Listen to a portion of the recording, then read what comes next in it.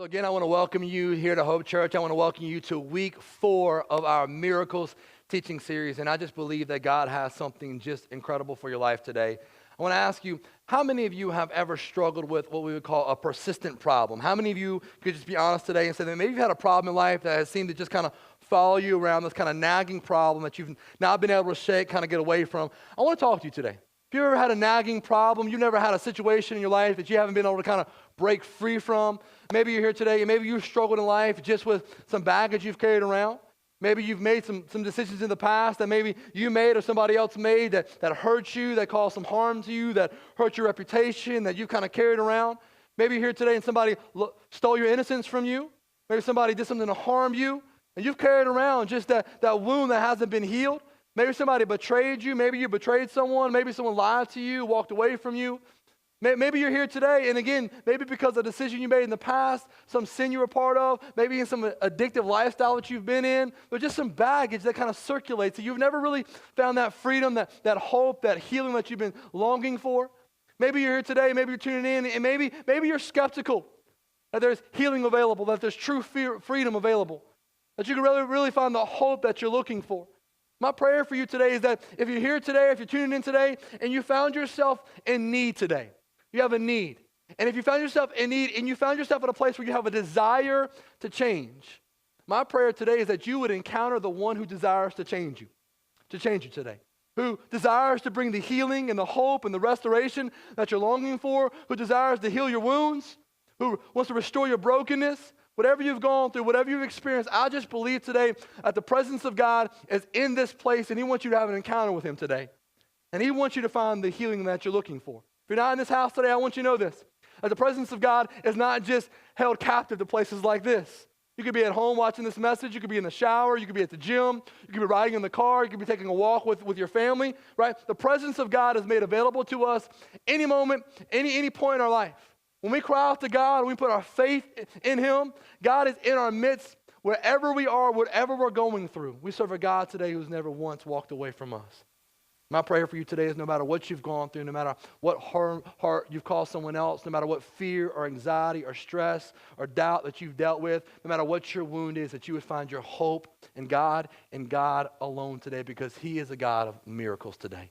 And we're going to see that played out today in our scripture. If you have your Bibles, I want you to go ahead and get to John chapter 5. We're going to be in verses 1 through 9 today. I want to remind you, if you don't own a Bible, we give those away every single week. We believe so much in that tool. We want you to have one, and so we'll give it to you for free. Just stop by our Next Steps area, grab a free Bible on the way out. It's out in the middle of our lobby. We want you to bring that back with you so you can have that. If you don't have the Bible with you, like in paper form, maybe you have the digital Bible, you can pull that out today on your phone, follow along with us. If you want to just follow along on the screens at home or in the house, it'll all be on the screens for you. So we're going to get right into this, and I'm going to give us a little bit of time for us to kind of interact with this together. And so John chapter 5, verses 1 through 9. It says, sometime later, Jesus went up to Jerusalem for one of the Jewish festivals. Now there is in Jerusalem near the sheep gate a pool, which is very interesting. We'll come back to that, which in Aramaic is called Bethesda, and which is surrounded by 5 covered colonnades. Here a great number of disabled people used to lie, the blind, the lame, the paralyzed. One who was there had been an invalid for how long? He'd been an invalid for how long? That's a long time, right? 38 years. When Jesus saw him lying there and learned that he had been in this condition for a long time, he asked him a question. Do you want to get well? Do you want to get well? Very important question. Verse 7, sir, the invalid replied, I have how many? Come on, I have no one. I got nobody to help me into the pool when the water is stirred. While I'm trying to get in, someone else goes down ahead of me. A dang joker with the good legs beats me down into the pool, right? Then Jesus said to him, get up, pick up your mat, and walk. At once. Say it with me. At once. At once. Y'all got to do better than that. Come on. Say it with me on count 3. 1, 2, 3. At once, the man was cured. He picked up his mat, and he walked. So let's just stop right there. Our story tells us that in Jerusalem, there's this pool. There's this pool, and it's near the sheep gate. I think it's very interesting that it tells us it's near the sheep gate. Now, if you could think about anything worse, anything less appealing, think about putting your pool right where the sheep come and go, right? Now, I haven't had sheep, but I had goats for a while. Let me tell you something about goats. Goats cannot control their bowels, right? And so goats just have a tendency to drop things off the whole time they walk and move around, right? Sheep are the same way, right? So just imagine you got a pool, right by the sheep gate, right? The sheep are just coming by. They're dropping some things off. Things are rolling into the pool. I mean, you can imagine how unappealing this is, right? Wind would come along. Rain would come along. It would just wash some stuff into the pool. And so you can just imagine what's floating around in this pool, right? I mean, it's not something that seems very enticing that you want to go swimming at the pool by Bethesda by the sheep gate, right? I mean, think about this. Now, once a year, a messenger of God would come. The presence of God would come and stir the water. And as the water was stirred, the first person in the water would be healed. Now I want you to imagine the chaos, right? We got blind people, we got deaf people, we got lepers, right? We got paralyzed people that are showing up for healing, right? I mean, imagine the chaos once a year, right? You got blind guy wrestling with leper guy to get into the pool, right? A fight breaks out, right? All of a sudden, blind guy rips off leper guy's leg, right? Leper guy's mad because blind guy beats him in, and now we got a lawsuit on our hands, right? Now we got leper guy suing blind guy because not only has he ripped off his leg, but he has stole the healing that he believes he deserves, right? And so you can imagine just the constant chaos every year of this situation. Now, it tells us that we got one guy. One guy's been showing up to the cripple pool party for 38 years. One guy's been hanging out for 38 long years. 38 years. He's been coming. 38 years. People have been getting healed and going home, and 38 years, he's remained a cripple, right? That's a long time to deal with the problem. 38 years, a long time, right there. All the solution to his problem, all the hope and healing that he needs has been right at his fingertips. Just a few feet away. The healing that he's longing for has been right there. And for 38 years, he showed up, seen healing take place, and went home and remained the same for 38 long years. Now, it's easy for us to look at this guy and think, well, why would he do that? I wonder how many of us have been shown up to places like this for weeks, or months, or years, or maybe our entire lives, longing for some healing, longing for some freedom, longing for some restoration in our life, longing to break free of something that's grappled us for too long, some sin, some addiction, and we've seen people set free, and we've shown up, and it's been right there in our midst, right there in our presence. We've shown up, and we've gone home. I wonder how many people have tuned into messages like this from better communicators than me all over the country, and we've tuned in, and we've longed for just a moment where we could be in the presence of God, a moment we could experience the healing that God offers, and we've shown up, and we've gone home, and we've shown up, and we've gone home, and nothing in our life has changed. Not once have we experienced the healing that we've been longing for, the hope that we've been longing for in our lives. I wonder how many of us have something from our past that has defined us, some baggage we've been carrying around for far too long. We've come to places like this, and we've continued to go home with our persistent problems that continue to creep up on us. We got these problems, and the thing about persistent problems is it's hard to get rid of them, isn't it? It's hard to let them go. It's hard to walk away from them. They just seem to kind of linger, to hold on to us. How does that happen? How do you keep showing up somewhere for weeks and months or for 38 years? And how do we not find the healing that we're longing for? Here's what I want you to do today. I want you to take some notes with us. And so I want you to get out your program. On the back of your program is a notes section. Grab a pen there. We'll put it on the screens for you so you can kind of track along with us. I want to talk to you today about the longer a problem persists. The longer you have a persistent problem, let me tell you about 3 things that begin to happen in your life. Why it is so difficult for us to break free of problems that nag us. Persistent problems. See, the longer a problem persists, write this down. Number 1 is this: the more discouraged you become. When you begin to get discouraged by a problem, it's so easy for that to set into your life. And when discouragement sets in, it's so hard to shake free of discouragement. I mean, here you can almost sense, you can assume we don't have all the guy's thoughts in this moment. But after 38 years, you know what I assume he's thinking? I'm going to be this way the rest of my life. I've been like this for 38 years. You can almost sense the discouragement. You can almost sense the defeat. I'll never get past this. I'll never get through this. I've been this way so long. There's no hope for me. There's no healing for me. Everybody else is getting healing. Everybody else has an opportunity. But me, I will always be this way. It's discouraging, isn't it? I'll always be like this. You ever said that before? Have you ever said that about yourself? I'll always be this way. My parents were this way. My grandparents were this way. I'll always be this way. I'll never be able to shake free of this. I'll always think this way. I'll always have a heart like this. I'll always respond this way. I will always be this person. I will always struggle in this life, right? You ever had an addiction in your life? Maybe you're here, maybe you're tuning in, maybe you've battled with an addiction. How many addicts do we know will say, I will always be this? Always defined by their addiction. Maybe it's alcohol, right? I will always be an alcoholic. Grandparents are alcoholics. Parents are alcoholics. I'll always be an alcoholic. I'll never be able to find freedom. I'll never be able to find freedom. Maybe it's a drug addiction. Maybe it's a prescription pill drug addiction. Maybe it's pornography in your life. Maybe it's shopping. Maybe it's food. I will always be this way. See the discouragement? I'll never be able to, I have to have it. If I don't have it, I can't get through. I can't cope. I can't get through my emotions. I have to have this thing in my life. And you see this discouraging defeat that sets in. I will always, always be this way. Maybe it's not an addiction. Maybe for you it's not an addiction. Maybe for you it's something like a marriage relationship. Maybe you look at yourself and you're like, man, I'll always be out of relationships. We'll never have a great marriage. I'll never be able to have a good marriage. I failed 1 or 2 marriages before. We're failing now. We'll never have a great marriage. We'll just never be able. We've never seen a good model. Our parents were good models. Grandparents were good models. I wasn't raised by good people. I'll never be a good example. I'll never have a good marriage. I'll never. We prayed about it. Just we're never going to press through. We're never going to get through this. Maybe you got a health issue today. You went to the doctor one time and he told you you have a health problem and you just got some prescriptions and you went home and you said, this is how I'll always be. I'll never get past this. I'll never get through this. I'll never be able to get beyond this. Maybe for you it's your finances, right? You think, well, I'll never be able to get ahead.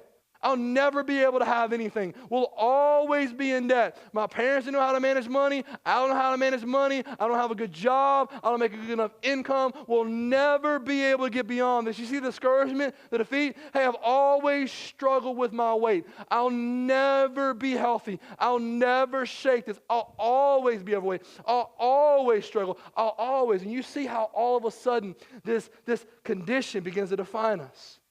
It's discouraging, isn't it? See, the longer a problem persists, the more discouragement begins to set in. And as discouragement begins to set in, that all of a sudden begins to define us. It defeats us.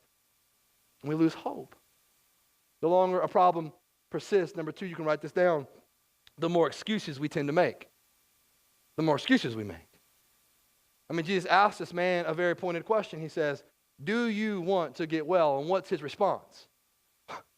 I got nobody to help me into the pool. I mean, if I would have had somebody, by now I could have been healed, but I got nobody to help me. This isn't my problem. It's everybody else's problem because everybody else is concerned about healing, but nobody's concerned about my healing, right? It's just me. Nobody cares about my problem. Nobody cares what I'm going through. Nobody cares about me, right? All of a sudden, we start to look around and we try to find somebody else to blame. We try to find excuses. The reason why I'll be this way forever is because they dealt me a hand. They caused this. They did that. They took this from me. I'll never be able to get past this, right? I'll never move on. And you see how it all starts to fit in. The excuses and the discouragement and the defeat and the despair. Now, excuses, right? Excuses. Now, I don't know about you, but for 38 years, I may not be able to walk. But for 38 years, I would have been scheming on some way to get into the water. I don't know about you. I may not have been able to walk, but I can roll. You know what I'm saying? Like, I can roll. Somebody just get me started, get some momentum. And I will roll myself into the water. After 30, I would have figured something out. I may not be able to roll. I can scoot. Here's what I would say. Hey, I sat there. The Spirit of God showed up, healed some guy. I'd be like, hey, blind guy, I just got healed. Can you pick me up and just throw me in the pool? I'll hang out there for 365 days, right? I'll sit there, I'll prune up, I'll look like leper guy. I'll lose some skin, I'll lose some fingers. It doesn't matter because the Spirit of God is going to show up and He's going to heal me. I don't care. I would have done whatever it took to get the healing that I was longing for. I would have figured something out. But no, He settled for excuses. If I just had someone who cared enough about me to fix my problem, then I wouldn't be where I am today. If I just had someone, for 38 years, he's been looking around being like, who's going to fix my problem? Who's going to help me out of this situation? Think about how we do this, right? Maybe we struggle in marriage. You know what we do? I do this for a living, right? I mean, I meet with people all the time. You know what happens? Marriages are in trouble. People come in. You know what I've noticed? It's always the other person's fault, right? So people walk in and they're like, oh, I'm telling you, man, if she would just stop nagging me, we would have a great marriage. I'm telling you right now, if he just shut up and do what I told him to do, right? then we wouldn't have the problems we're having, right? Nobody walks in the room and says, hey, hold up. We're here because of me. Let me just tell you something. We're in this room right now because I'm a selfish jerk who hasn't honored my spouse. Nobody does that. No, we don't want to do that. It's just easier to blame somebody else. It's their fault. It's their fault. We would have this if they didn't do this, if they didn't do that, we would have a better marriage, a better situation. I could get a good job, but I didn't have the opportunity that other people have. So you know what? I didn't get a degree. And I could make more money if I had a better job, but I don't have a degree, so it's not my fault. I just wasn't given the opportunity to have it. I mean, we could look that way the rest of our life, or we could look at how our culture is trending. And I just read an article in Forbes magazine that said the top 5 fastest ways to make a 6-figure income in our culture today, jobs available. None of them require a piece of paper. Now, I'm not here like shunning against education and saying we shouldn't have education, but they just listed the 5 top ways are trade related. It's funny to see how our culture is kind of shifting back away, going back into the trade mentality, right? And you can say, well, I'll never have this. Well, do you want it? How bad do you want it? How bad do you really want in your life? You look at your life and you say, well, everything could change if this could just take place. If my parents didn't raise me that way, if he did this, if she did that, if this could just change, if my boss would do this, if they would go there, right? And we find ourselves so much with this tendency of just making excuses after excuses after excuses. And see, the longer a problem persists, the more we begin to make excuses, the more discouraged we become. And number 3, write this down, the more you learn to compensate with it. Compensate. I think all of us in this room, everybody watching this, one thing we have in common today is that we are all, every single one of us, we have this issue. We are all what I would call functionally dysfunctional people. Every one of us. We all have a dysfunction. Every one of us. Everybody here has a dysfunction. We have something in our life, something that's a little off, something that's happened to us, something we have to work through. We are functionally dysfunctional people. You know what that means? We have learned to accept our dysfunction, and what we do is we just manage around it. We kind of lead through it. We've accepted it. We don't love it, but it's just the way that we are. And so what we do is we embrace it, and now what we do is we just compensate with it. I'll always be this way. So since I can't change, and it wasn't my fault, what I'll do now is I'll work with the hand that I've been dealt. I'll work through it. I'll get through it. Not a big deal. I've just accepted it. I've accepted it. And so what we have in our life is we have functional alcoholics, right? And we know people like that, right? Some people here, some people at home watching this. We just kind of function through our dysfunction. This is who I am. I'll never get past this. So I've learned how to just function with it. We have functional prescription pill addicts, right? I just kind of function through it. I just need it. I got to get through it. I can't cope. I can't get through the pain. I can't sleep. I got to get through it. Boom, boom, boom, boom, boom, right? We just keep moving, right? We just keep moving through it. We have functional porn addicts, right? You know what a porn addict will say? Well, you know what? It's a secret sin. It doesn't affect anybody but just me until it blows up your marriage or your future marriage, right? We function through it. We try to get through it, right? We just try to move on past it, right? This is what we do in life. We have functional, dysfunctional marriages. Sadly, I meet people all the time. You know what they say? Hey, our marriage died years ago. We just function through it. We just stay in it for the kids. For the grandkids, we don't want to bring them through that. So we just kind of live under the same roof, but we don't even love each other. We don't even care. We just function through our dysfunction. We have people in their finances that they just function through the dysfunction. Hey, you know what? Everybody lives paycheck to paycheck. Everybody's strapped with debt. So we've just embraced it, man. We just barely get by. That's all we'll ever do. We'll just barely get through. We'll just barely make it through. This is life, right? And so what happens is we start to settle in to this dysfunction. We just cope with it. I'll never be anything different. I'll never get beyond this. You figured out how to manage life with your problem. You may not like your circumstance, but you've become used to it. You've accepted it. You've learned to live with it. You don't like it, but you've begun to tolerate it. Here's something I want you to write down because this is true for all of us, is you cannot change what you are willing to tolerate. You cannot change what you're willing to tolerate. As long as you're willing to sit back and make excuses and compensate and be discouraged and say, this is just it, I'll just accept it, I'll always be like this, it will never change, we'll never get beyond this, as long as you and I are willing to tolerate our situation, it will never change for us. You cannot change until you admit there is a problem and that this isn't what God wants for your life. I mean, think about this. Do you really believe today that God left heaven, wrapped himself in flesh, and came to earth as Jesus? He came to this earth to live the life that you and I could not live, to die the death that we deserve for all the sins that you and I have ever committed, for every sin that anyone's ever committed against us, for all the hurt, all the pain, all the anxiety, all the baggage, all the addictions. He died to conquer all of it. come for all of it, to heal us of all the pain, to heal us of every situation, to give us freedom and victory over every sin that's ever happened in this life, so you and I could walk through life just barely getting by? Do you believe that's what he wanted? You think Jesus' plan was, hey, I'll come so you could just barely get through, so you can live a life through discouragement and defeat and despair. You can live a life coping with your situation? Or do you believe that Jesus left heaven and came to earth to set you free, to bring the healing and the hope that you and I desperately are longing for? He says, when he came, he says that he came to set us free of the shackles of our sin, of the shackles of somebody else's sin. Yeah, listen, I don't know your hand. I don't know what somebody did to you. I don't know what someone calls. We're not here to be compassionate to that today. We're not here to say we don't care about those things. I'm here to say, what do you want for your life? Do you want to continue every day to wake up and see life through that lens? See life through a lens of something you can't change? Or do you want Jesus to set you free today, to bring the healing and the hope and the freedom that you are longing for in your life? Let me ask a question that Jesus asked. It seems like a pretty ridiculous question. He asked this question right here. He said, do you want to get well?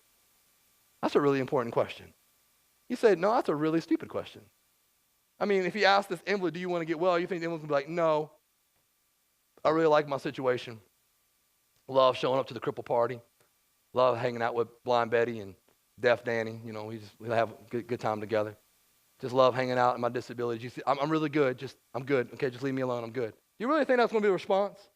What do you think the response is? Absolutely. Yeah, I want to get well. I want to get well. That's why I show up every year to this place. I want to get well. But Jesus is looking at him. He's like, do you really want to get well? I mean, you see Jesus starting to dig a little deeper. He's starting to peel off some layers. He's like, hold on. Do you really want it? Because you've been showing up for 38 years accepting your problem. For 38 years, you've been making excuses.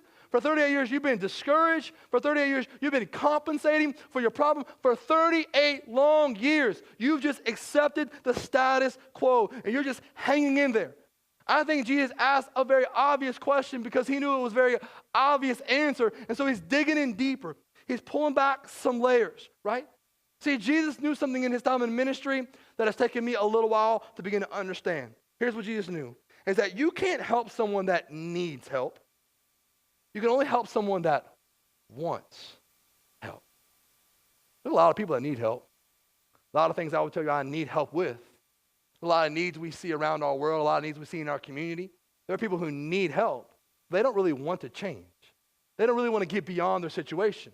They would need a fix. They need a momentary help. They need a momentary fix to their problem. They don't want a long-term fix. There's a big difference. There's a lot of distance between, hey, I need something, and I really want something different for my life. And so this is what Jesus is tapping into.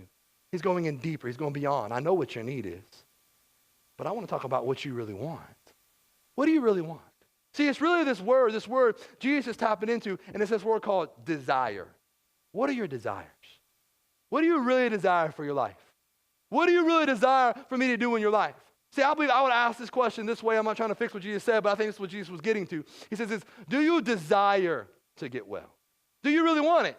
Do you really want to go? There's a desire of your heart to move beyond this. Do you desire to get well? Because you're saying a lot of things, and you keep showing up. But what's your desire? What's your desire?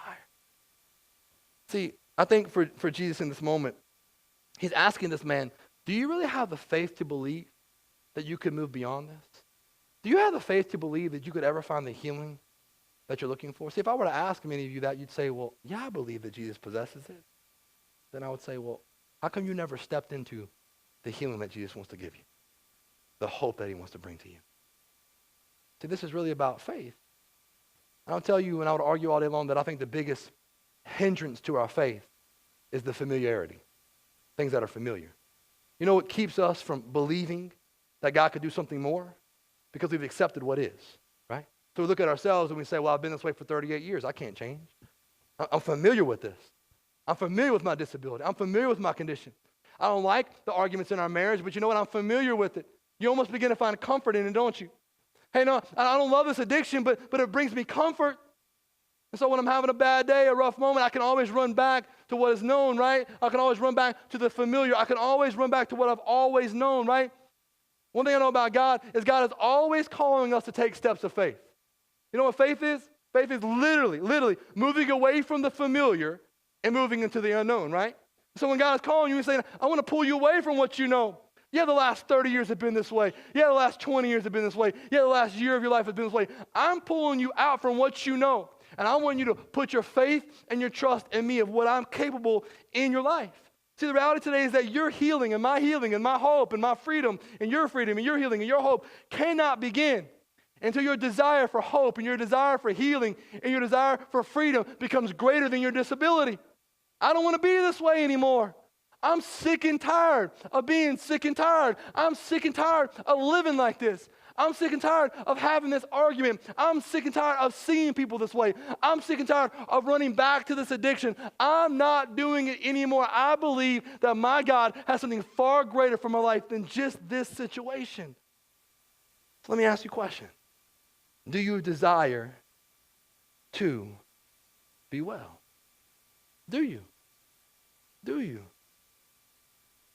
Because I think some of us today, we would say that, but then we'll run home to where it's comfortable in our disability. So I'd say, hey, you're in debt today. Do you desire to get out of debt? Absolutely. But let's be honest, that one of our drugs of choice is just shopping. We're addicted to plastic, right? Had a bad week, had a bad day, I'll just go shopping. Because when I can buy things I can't afford, it makes me feel better about myself. Makes me feel better about myself. See, I want to get out. I want to get some breakthrough. But you know what? I don't know. If I have a bad moment, I'm just going to run back to what I've always done, how I've always coped with it. How you want to get free of your addiction today? Let me ask you something. How serious are you about it? How far are you willing to go? You want to go into a program? You want to get help? I want some freedom. How far are you willing to go to get the freedom that you need? Hey, your marriage is in trouble and you're tired of having a marriage that's on the rocks. Let me tell you something. What are you willing to sacrifice? What are you willing to give up? How much are you willing to invest? How much do you really want to get well? Your health isn't in great shape. You're struggling. Do you really want the health that you're longing for? Are you? You're going to keep making excuses? Are you going to get down and do something about it? Are you going to continue to tolerate it? Are you going to be someone who's ready for change? See, we want a lot of things in this life. But our actions really determine what we desire. Let's be honest. A lot of people say, I want this, I want that, I want that, I want this. But it's our actions that really determine the desires of our heart, the desires of our life. So do you desire to get well? Jesus asked him a question. He asked this man a question. He said, do you desire to get well? And I want you to notice that this man never responds with a yes or no response. He responds with a bunch of excuses. And I want you to notice how Jesus responds back to him. John chapter 5, verse 8 through 9, it says, then Jesus said to him, get up, pick up your mat, and walk. At once, the man was cured. He picked up his mat, and he walked. So Jesus asked this sick guy, he says, hey, do you want to get well? And he's like, well, I got nobody help me into the water. And Jesus is like, shut up. I don't think he's not being caring in this moment. He's like, hey, your healer just showed up. Do you want to get well? Yes or no? And he starts his laundry list of all these reasons why. He's like, hey, pick up your mat and go home. Walk. That's what I came for. I came to set you free. I came to heal you of your greatest point of need. Now, you're just going to have faith. Can you get up and walk? Trust me. Your healer has showed up. Do you trust me enough to believe that I'm capable of doing the impossible in your life? It says at once the man was cured. Last week we looked at a miracle out in the water with Peter and the disciples. And it says, as Peter began to sink, it said, immediately Jesus rescued him. So we got at once Jesus heals him. Immediately Jesus rescued him. Jesus doesn't say, well, hold up for a second. Paralyzed guy, we'll have to get you to church for a little while. Got to get you through like a 12-week theological class. I got you to come to church regularly. Get you start tithing a little bit. Get you in one of those crazy groups with those crazy people, one of those Bible studies. And then we'll talk about if I can change some things in your life. And it says at once. Jesus cured him at his greatest point of need.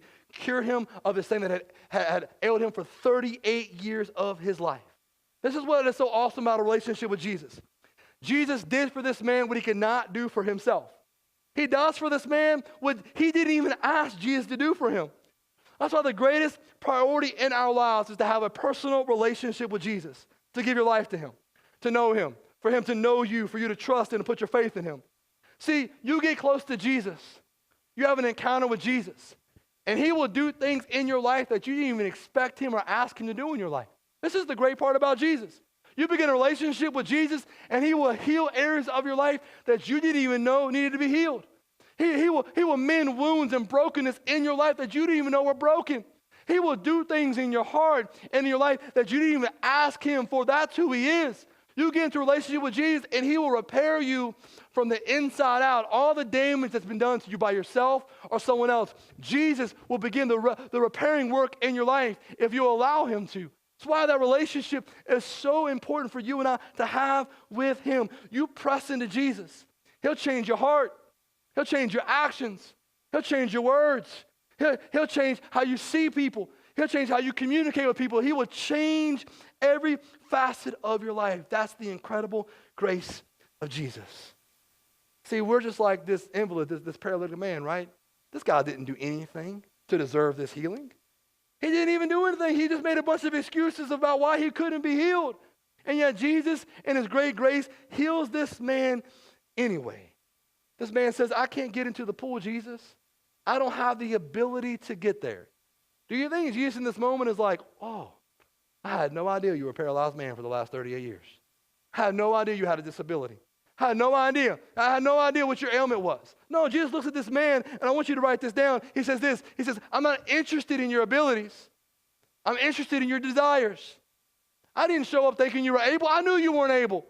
I knew you didn't have what it took. You can't heal yourself. That's why I came. I wanted to know, do you desire for the healing? Do you really want it? How bad do you really want it? I wasn't here because I thought you were able. You're not able. I showed up because I am the one that is able to fix your situation, to mend your brokenness, to bring the healing and the hope and the restoration that you're looking for in your life. He says, I've showed up. I'm not asking you to do the heavy lifting. If you desire it, I will do the work for you. I'll heal you. He says, I've already done the work for you. I left heaven, came to this earth to do all the heavy lifting for you. I gave my life for you. I died for you, not just to heal you in this life, but to heal you throughout all of eternity. All you have to do is receive my rescue mission, receive my salvation, receive my restoration, receive my forgiveness. I will set you free. See, maybe you're here today and it's so easy to tune out and say, well, I don't know about this message because I don't really struggle. I don't really have a physical disability. Okay, maybe you don't, but you know what I know about most of us in this room? We have emotional disabilities. We have scars, we have wounds that are below the surface, and we can put smiles on our face, and we can lift our head up high, and we can poke our chest out, but we got wounds. Things that were said to us, family members hurt us, people walked away from us, someone took advantage of us, we're hurting. You say, well, I don't have emotional disability. Okay, well, you probably got some relational disabilities. You probably because of somebody betraying you or lying to you or walking away from you, now you can't trust people. When you can't trust people, you know what inevitably happens? You can't trust God either. So you have this relational disability in your life. You say, well, I don't have any of those. Well, maybe you have a psychological disability. Somebody's whispered lies into your head, an enemy's got into your ear, and he's told you, you'll always be this way. You'll never change. You'll never give up. No matter how far you go and how much distance you create from the last time you fell off the wagon, every time you fall back, he just reminds you, see, this is who you are. It's who you'll be. You say, I don't have any of those problems, Dad. I'm free of all of those. Well, I'll tell you, there's one disability that we all have in common that brings us all together, and it's a spiritual disability. Every single one of us are spiritually disabled. Prior to meeting Jesus, prior to having a relationship with him, we have this disability that's called sin. And we're going to have this disability the rest of our life. We'll have it prior to meeting Jesus.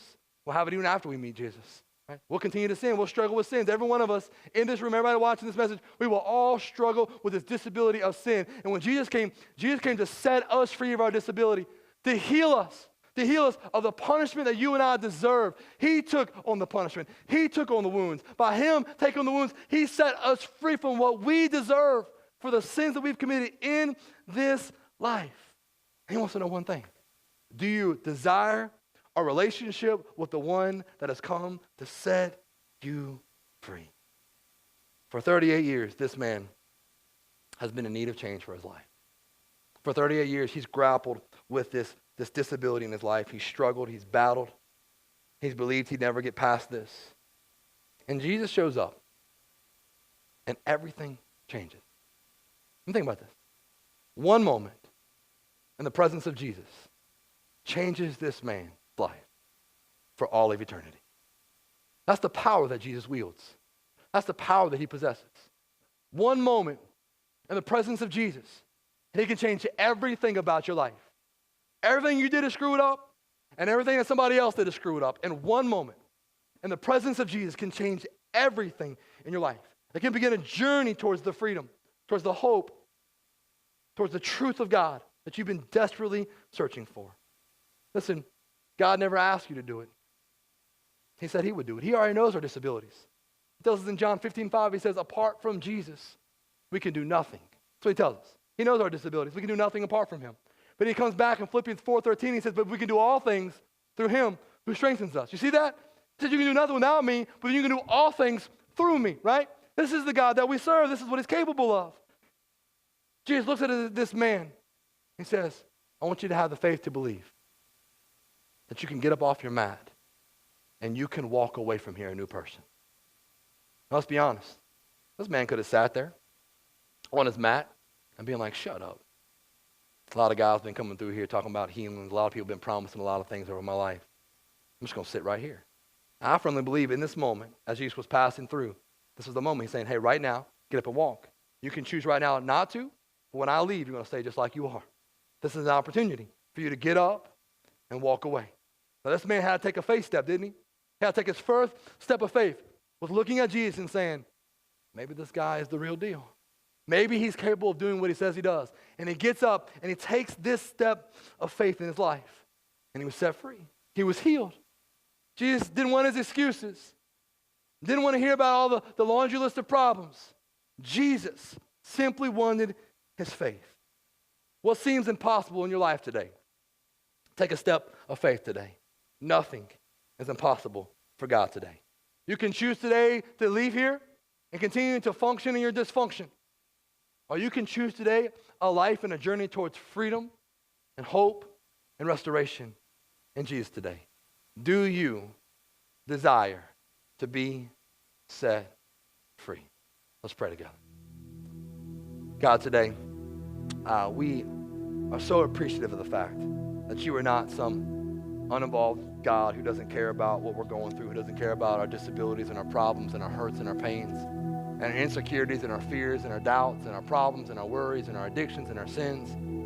You are a God who cares so much, about what we care about, that you left heaven and came to earth to personally get involved with every one of our lives.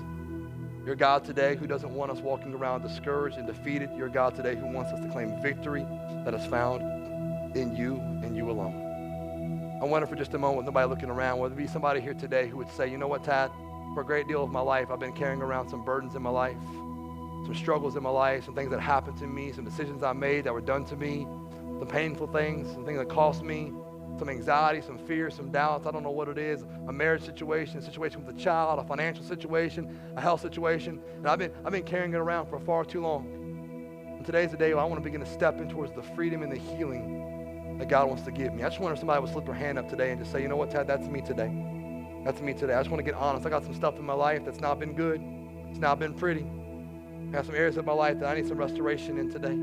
Just keep your hand up for just a second. Who else, man? I got hands all over the room. Who else? That's me today. I need some hope today. I need some healing today. I want you to know today that the hope that you're looking for is found in God and God alone. You can put it in his hands today. You can have the faith in him. Trust him today. I don't promise you that you'll go home today and all of your problems will be gone and all of your worries will be set free, but you can begin a journey today towards the freedom that God wants to give you. Let's cry out to him in this moment. However you want to do it, just say, God, today I'm going to give you my problem. I'm going to give you my situation or my circumstance or my past or my baggage. I'm going to give you what somebody else did to me, what caused me. I'm going to put it in your hands. I don't understand all of it, but God, I'm going to trust you. I'm going to trust you with it. God, my healing is found in you. My restoration is found in you. My forgiveness is found in you. Today, I want to begin a journey towards you today. A journey of walking away from the situation, walking away from this problem. I realize that the solution is not found in me. It is found in you and you alone. I want to begin that journey towards you today. Maybe you're here today and you know you never put your faith and trust in Jesus. You've been trying to do this life without him, and you know that. And in your heart of hearts, you know what you need the most today is a personal relationship with Jesus. One who wants to get involved in your life and heal areas of your life, set you free from areas of your life that you're not even going to ask him for because that's who he is. Without you today, just cry out to him and say, Jesus, today I put my faith in you. I put my hope in you, my trust in you. I realize you left heaven and came to earth for me. You died for me on a cross. For my sins, I put you there. You went into a tomb, and in that tomb, you conquered death. You claimed victory over my sin, over somebody else's sin, and you claimed victory to set me free from anything that has me shackled from the past, that has me beat down, defeated, discouraged. And today, I want a relationship with you. I desire a relationship with the one who can make me well today. If that's you today, you would just slip your hand up and say, I'm putting my faith and trust in Jesus today for the very first time. Just throw your hand up. I just want to pray for you. I just want to pray for you. That's awesome. I see you. People in both services today giving their life to Jesus. That's what this is all about. Who else? That's me today. God, thank you that you never give up on us. Thank you. Thank you for your grace and your mercy and love that always, always, always meets us at our greatest point of need. Today is just the beginning of a journey for some people, a journey towards healing and restoration, a journey towards a relationship with you. God, I pray today that people would take faith steps in their life. They would trust that today they can go home healed and set free. They can begin that process today in you. Pray people would get serious about it in addictions and marriages in their life. They would take real tangible steps to find the healing and the hope that you desire for them. God, thank you for showing up here. Thank you for being in our midst. Thank you for changing lives. In Christ Jesus' name, amen.